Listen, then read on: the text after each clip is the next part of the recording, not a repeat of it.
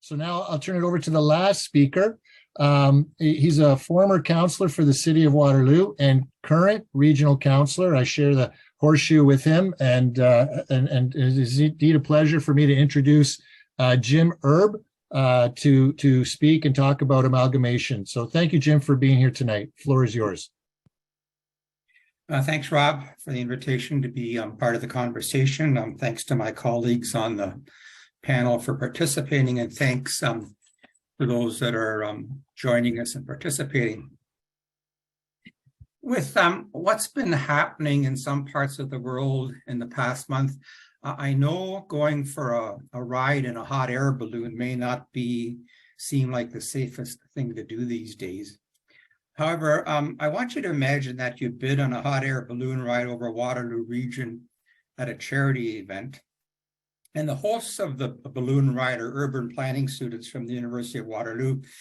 And their ask of you while in the balloon is to reimagine, given how the region has developed in the past 50 years, if the 7 municipal boundaries still make sense, or has growth and integration of services brought us to the point where the 7 municipalities no longer are practical. And being the high roller betting guy that I am, I'll bet you all the used lawn signs in my garage that every urban planning student would respond that the 7 municipal boundaries are outdated and not an efficient governance model.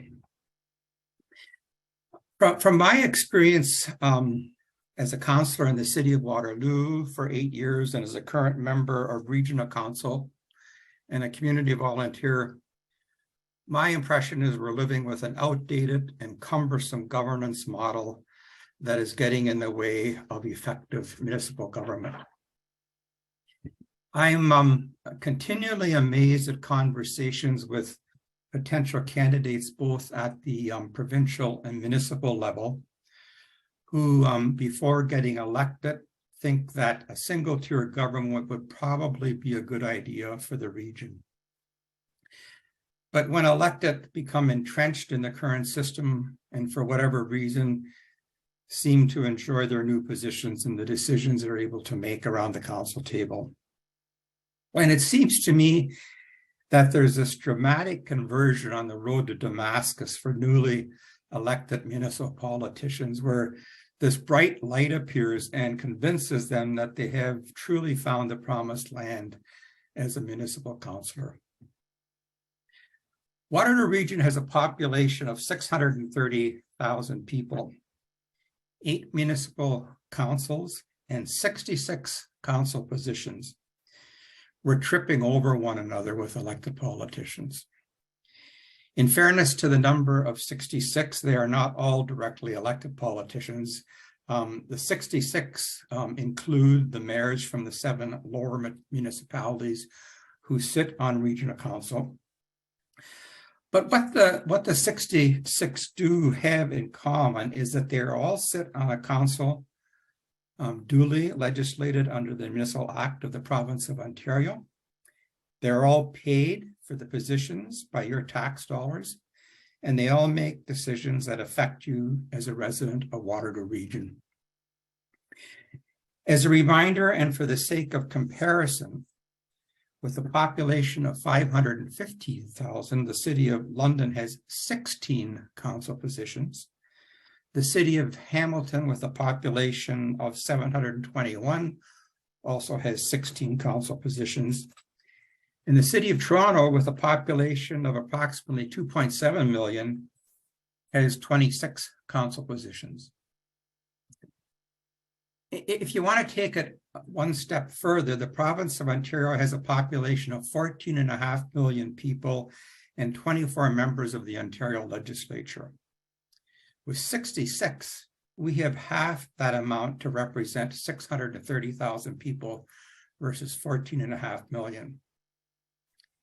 And I don't want to complicate this with too many numbers. However, municipal politicians, when we're making decisions, always ask how we compare with other municipalities.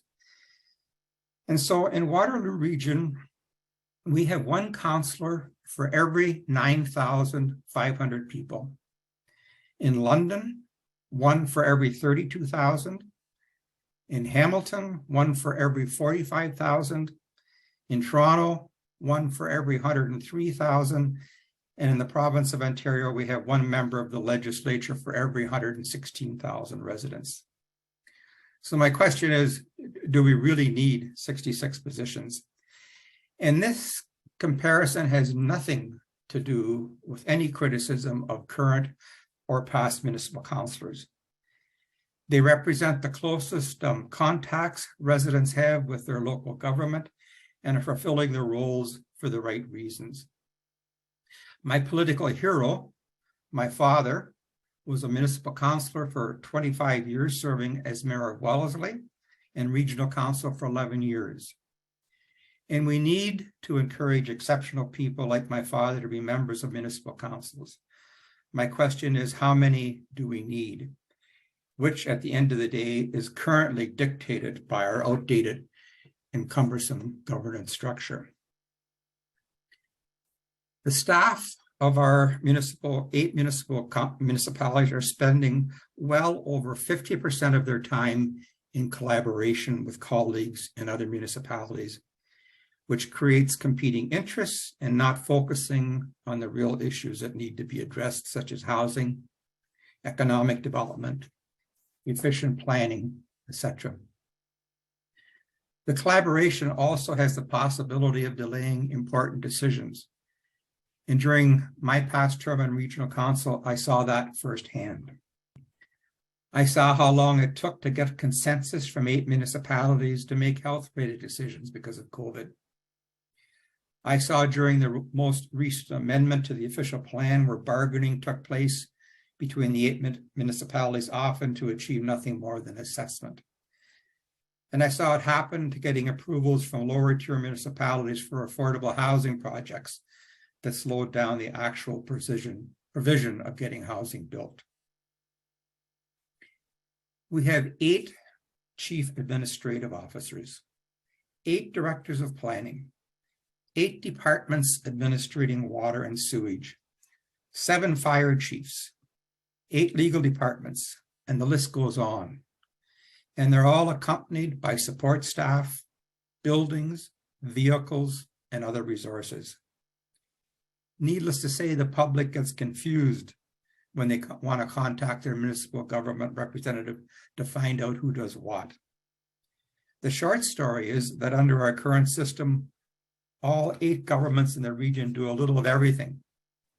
How easy would it be for the residents of Waterloo if they had one-stop shopping municipal services? Based on information I was able to retrieve from the province of Ontario website about a number of years ago, here's some information on some of the staff positions using Hamilton as a comparator, since they are close in size to Waterloo Region. In Hamilton, one mayor is paid $177,000 a year. In the region of Waterloo, 7 mayors and the regional chair are paid $619,000. In Hamilton, 1 CEO is paid $256,000. In Waterloo, 8 CEOs are paid $1,400,000. In Hamilton, 1 director of planning is paid $183,000. In Waterloo Region, the directors are paid $900,000. And the list goes on for equivalent positions for engineering, fire chiefs, treasurers, clerks, municipal resource directors, as an example. And the difference in these positions for 1 year comparing Hamilton and Waterloo is an additional cost of $5.5 million. And to be very clear, this is not a criticism of staff. Municipal staffs are politicians' best resources. But it is a direct criticism of provincial government and local politicians who continue to drag their feet on governance reform. Staff are simply doing their job based on the current structure they have to work with. And I'm sure if you speak with staff, they too will tell you that the amount of time they spend on collaboration with other municipalities gets in the way of doing a job in a more efficient manner. And I want to be upfront in saying that I am not convinced a single-tier government will save considerable tax dollars. However, it's important to remember that since almost 60% of the services are already provided by the region that you and I use every day, much of the infrastructure and staff are there to implement a smooth transition to a single-tier government. When amalgamation took place in other Ontario municipalities, they were not even close to one level of government already providing 60% of the services. We are so close, we're almost there, with the few remaining responsibilities of the lower tier municipalities being things like fire, parks and recreation, cemeteries, and libraries. From my time on both Waterloo City Council and now the region, my primary reason for advocating for a single-tier structure has been to create efficiencies and streamline our operation of municipal government, and for the ease of residents being able to identify with one level of government who they can ask questions to and receive a timely response without saying, "Oh, I'm sorry, that is the other responsibility of the lower tier government." What an easy way for the public to be dissatisfied with governments by being pushed off to another level of government. Another significant reason for me in wanting to a single-tier municipal structure in Waterloo is being able to speak with one voice, especially as it relates to economic development.